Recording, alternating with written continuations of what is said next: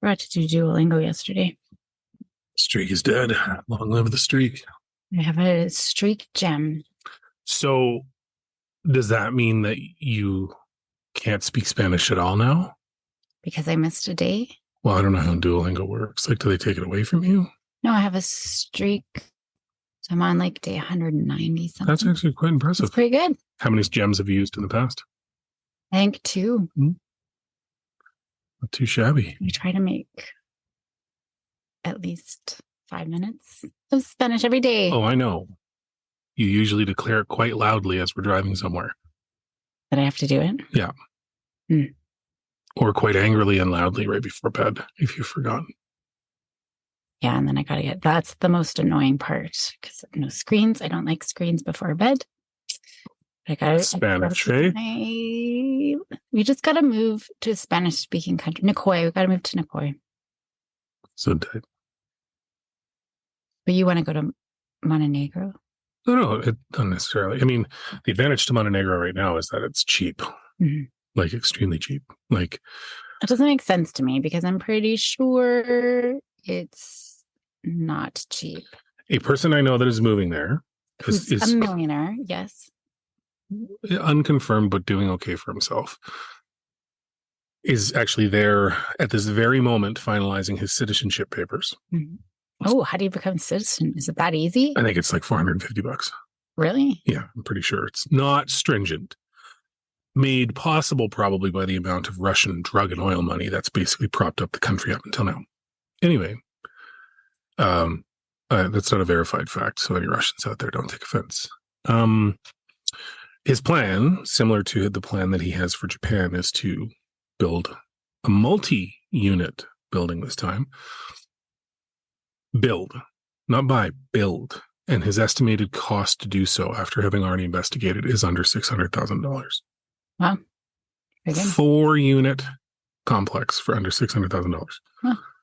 So, yeah. Maybe. Well, I've got my UK citizenship. Don't know if that covers... Well, EU, you can go into...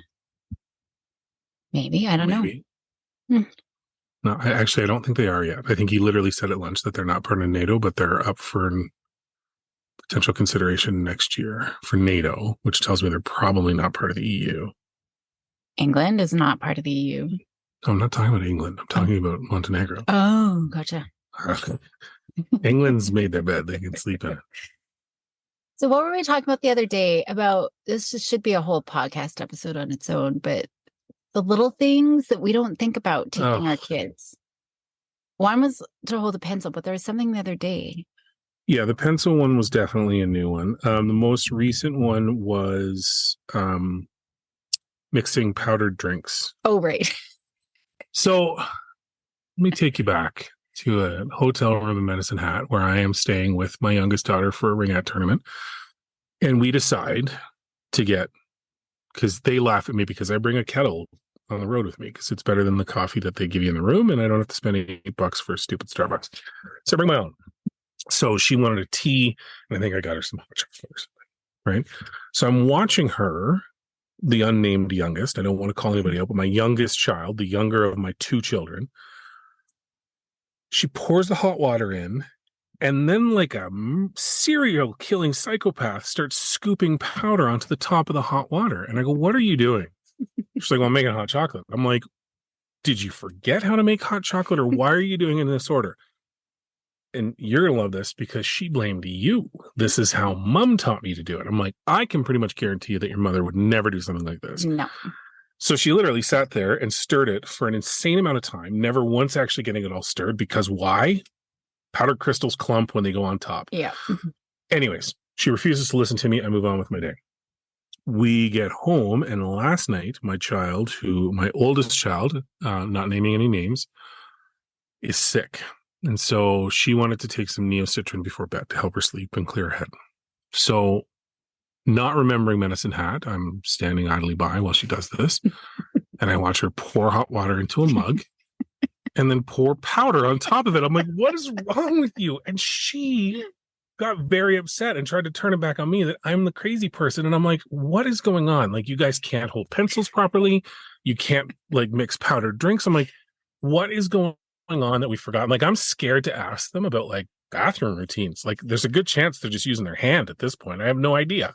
Actually, well, it's funny that you say that because that's actually a skill that I taught them was wiping front for girls. This is very important. Maybe not for boys. Wiping front to back. You do not go back to front. That's bad.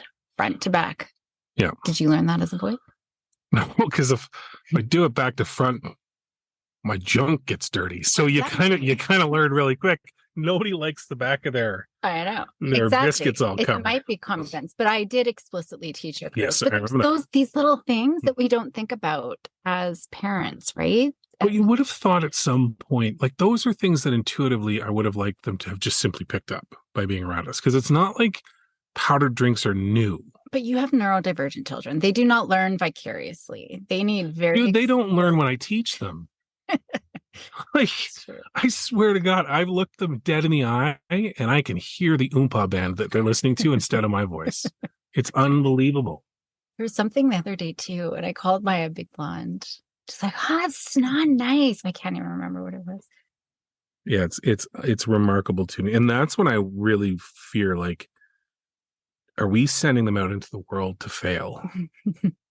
And I know, well, you came immediately and asked me. I did, because I'm like, I can't, if I'm the only one in the house that does it this way, then there's a problem. Like, but no, I do powder first. The only thing I do water and then powder is my Vega shakes. I get why you do it. I do it the same way because I just muscle through the clumps. For me, it's just because I do have the shaker ball in there and it does clump more at the bottom, and sure. And when I'm not drinking it right away, like just then the water, whatever. That's the only thing. But that's Vega powder. If Vega's listening and wants to start being a sponsor, we're happy to open up that conversation. By the way, the other one is conditioner. I remember Maya's hair was so greasy. She loves when we talk about things like this. By the way, this was early elementary, maybe upper elementary. I don't know, but just maybe last week. We don't know. It was definitely a time when I thought she had better hygiene. I just couldn't get why her hair was so greasy. But I never taught her that conditioner only goes in the bottom, like parts of your hair. You don't rub it into the roots of your hair. Does it cause hair to fall out if you do that? No. Okay. But it creates the greasiness, right? Now she does. She will condition the roots and then shampoo. And then conditioner the end pieces. So she's an expert on hair stuff more than I am now. Willow is too. But anyway, those little things, that could be a whole other episode. So if you were to make a list of the top 5 things that you needed to teach, and this is funny because my question today is similar, but it's not this, but this is still a funny bit we can do. What would be the top 3? Maybe not top 5. What are the top 3 things that you're like, man, I should teach them, or I have taught them because they were invaluable to me? Like real skills, or those little things that we don't think about? No, things you've taught them, like things you knew were important enough. So like you can take the wiping back to front thing out of there. But like, what else have you learned that you've passed on to them? I have passed on to them. Saving, like I wish I had known, like that's a real life skill that I think, we were told, but never actually did, but that's huge. And that's something I wish I had known before I was, 45. So yeah, always pulling out that, like pay yourself first and put that away.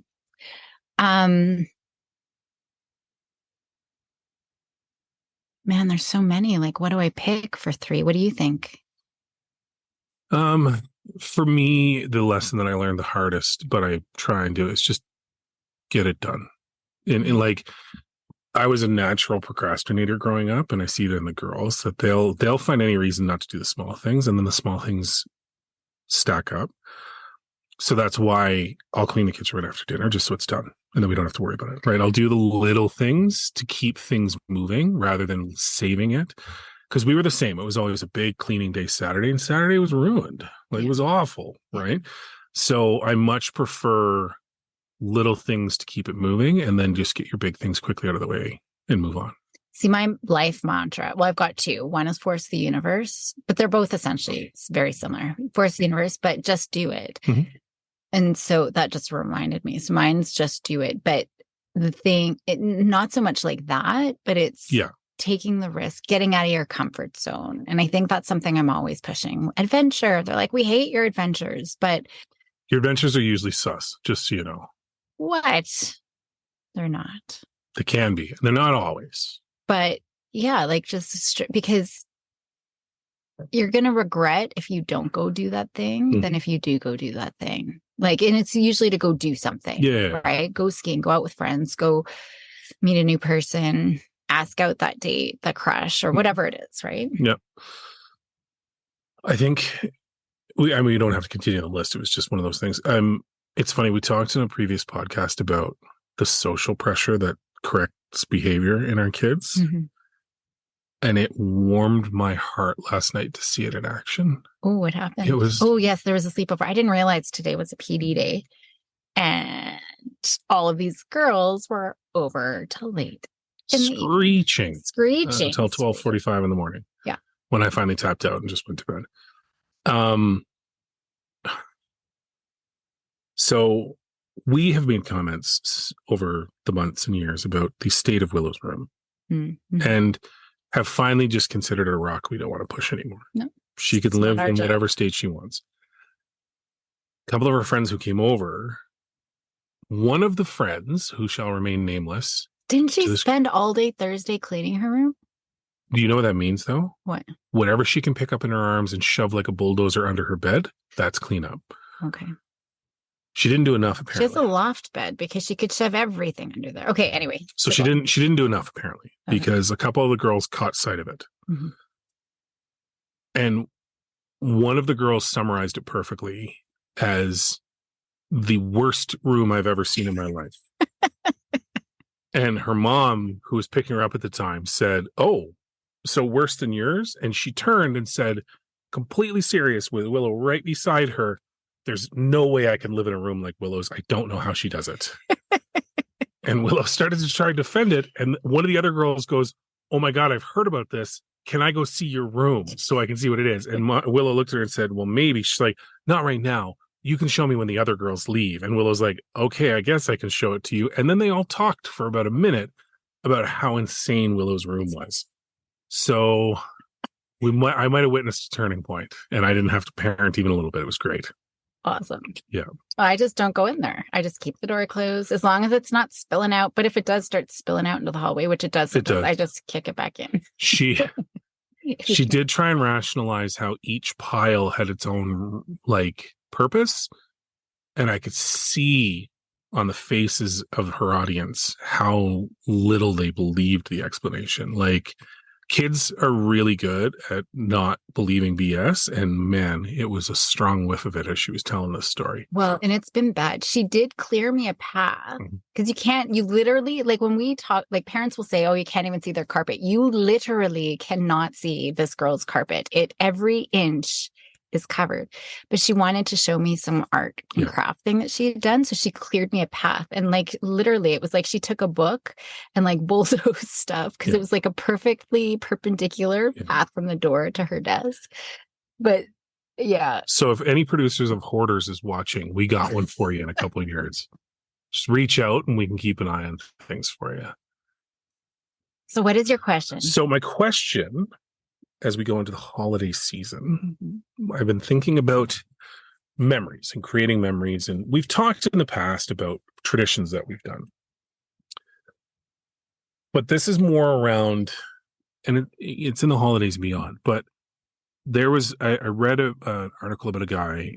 We have a tradition that we have coming, or a memory thing that is about to come to fruition after a considerable amount of time that I'm not going to talk about in detail in case one of the kids listens to it, but related to one of the children. I've built it for both, but one gets it sooner. And this other dad posted that he had started, when his son was born, a Gmail account for him with his son's name. And he emails it every time something happens in his son's life or his son does something. Oh. And he said when he's he said when his son is older, when his son is like 16 or 18, he's going to give him the password to it so he can go in and read everything that his dad sent him over the years. And I started to really think, I'm like, that's an amazing way to give the kids something that they'll have for life. It's digital. It's not going to go anywhere.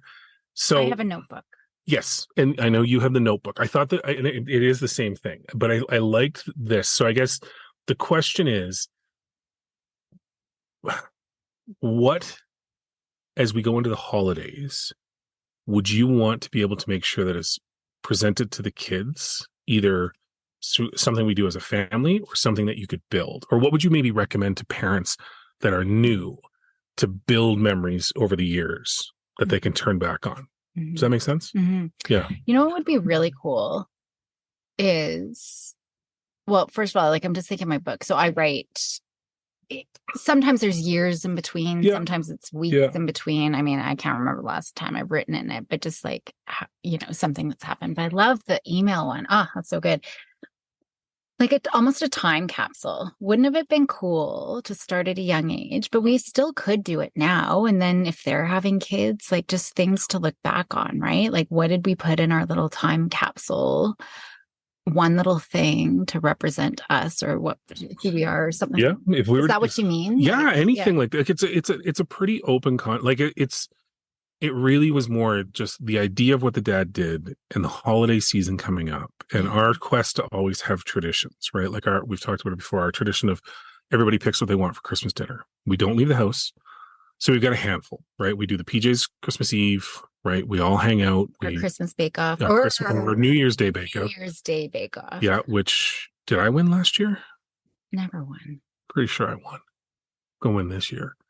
But it's little things like that. I like the idea of the time capsule. I especially like the idea if we started one now, because with Maya about to move on to a new stage of her life at the end of this year, it's a good time to kind of capture what has happened and then add to it over the next few years until whenever she's apparently never going to get married or have kids or do anything like that. So I don't know when we give it to her, but that's a good one.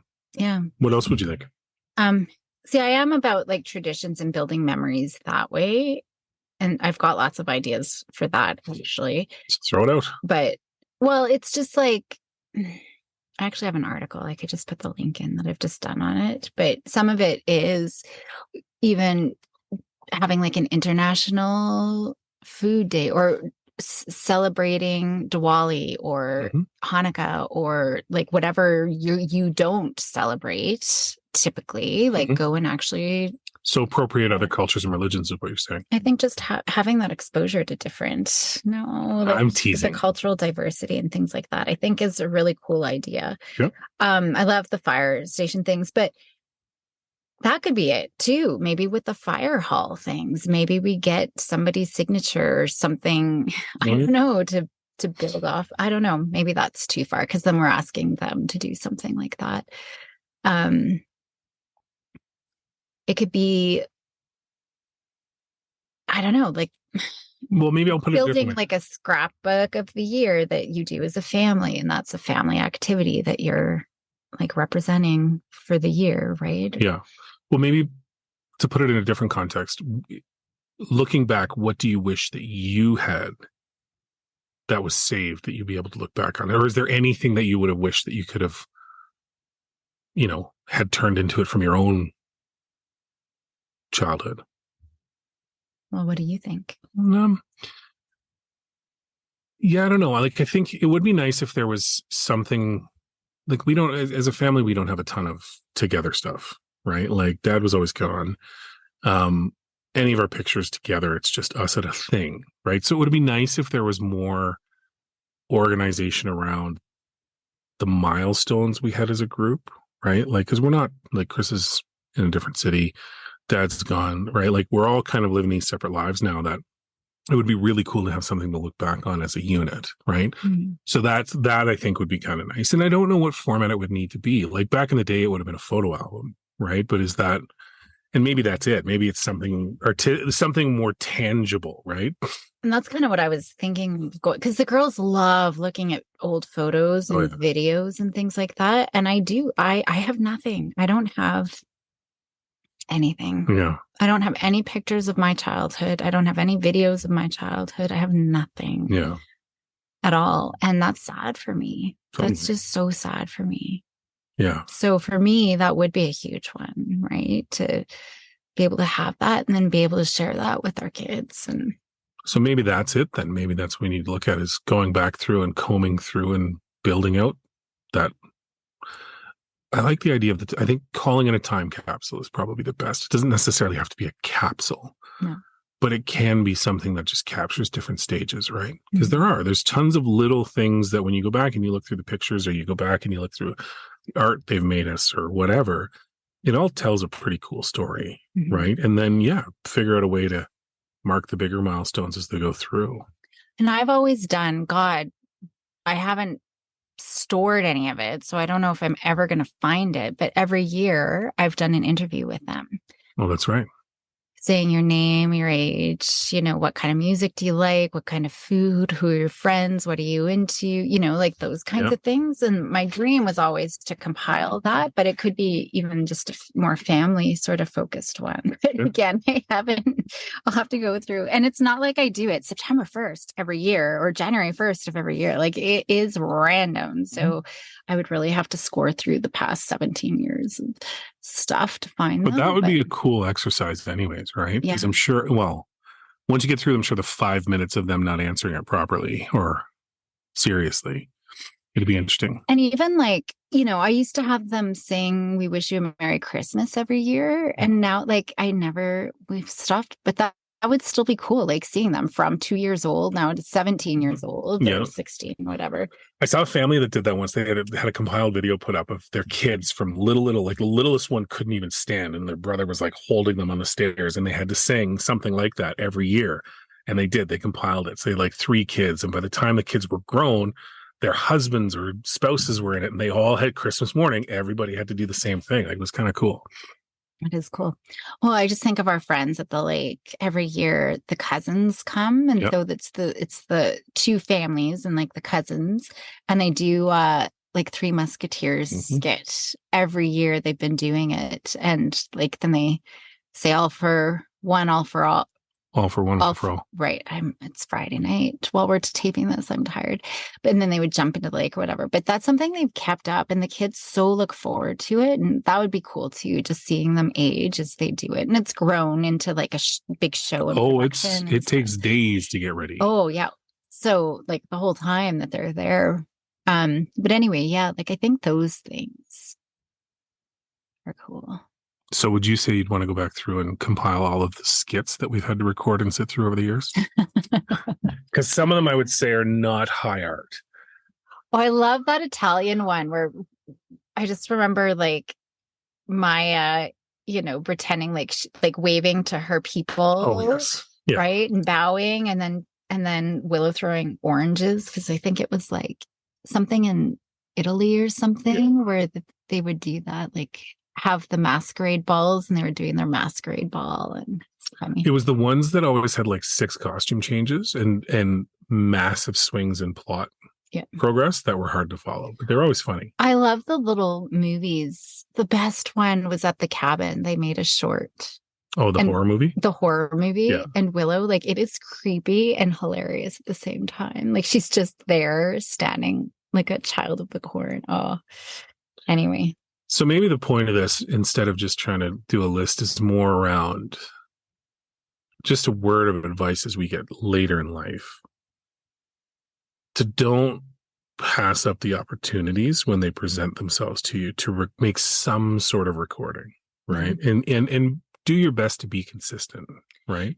And I think that's true. Like even just the small achievements. Like today I was talking to one of my supervisees, and I can't remember what I even said, but she's like, "This is amazing, Caroline. Like I just need to stop and tell you how great this is, because you probably will just keep going on your day and never even think about it." And so for this, yes, absolutely. It's just the small moment, the 30-second song, to record it and create that memory, because our memories don't serve us very well. And especially those funny moments, happy moments, right? Like I think we need to document that. But then also just through life, all of those little achievements, like passing preschool, going on to kindergarten. That's a huge transition for kids. Like they're a big kid now, right? Dude, the only picture of me in a graduate, no, not the only. There's one of two of me in a graduation smock, and it was kindergarten to grade 1. So I have no pictures of anything. I don't have anything. Yeah. At all, which is really sad to me. But anyways, but even just the little things that we do, like when you get an account, right? Like I think there's so many little achievements that we don't model and appreciate, and our children don't. And there's so many kids nowadays who just don't take pride, or they're fearful, or they don't think it's a big deal. It's like, meh, yeah, but all of those things. So I think that's no, but I think that's a great, that's the point of this. That's the real crux of it is, as you go into the holidays, it's important to enjoy the holidays. It's important to spend time, but take the time outside of the holidays to be aware of the moments that'll be worth looking back on outside of the big moments, right? The picture of everybody around turkey at Thanksgiving, awesome, great, whatever, right? It's nice, but it's not really the family and doing their thing. So I think that to me, that's the answer I was trying to drive to with the questions. I think you hit it on the head is, as parents, don't rob yourself of 2 decades worth of what at the time seems insignificant, but becomes considerably more important as you see the end of that phase of your life, right? The girls are moving on. They're their own people. We're losing them soon. And as much as we talk about wanting them to be able to come back and hang out with us, they've got their own lives to start building, right? And so how do we commemorate all the things that we've been able to share? And then how do you modify that going forward to really be aware of those moments as they start to go out on their own? Yeah. Right. And it is those moments, like I know we've taught, last Christmas, I'm pretty sure we had a whole episode on presence over presence. Yeah. Right. Like us being there. And like, think about that. I don't know what I got for Christmas last year. Records. Yeah. Right. Like, I don't know any Christmas. I can't really, maybe there's a few that I can sort of remember, but I doubt kids will know what they got from one year to the next, but they'll remember those big moments. Like, remember when we went skating and remember when we did this and that's what we want to build. It's really, we get so caught up in just buying and opening presents when there's so many other little pieces. Yeah.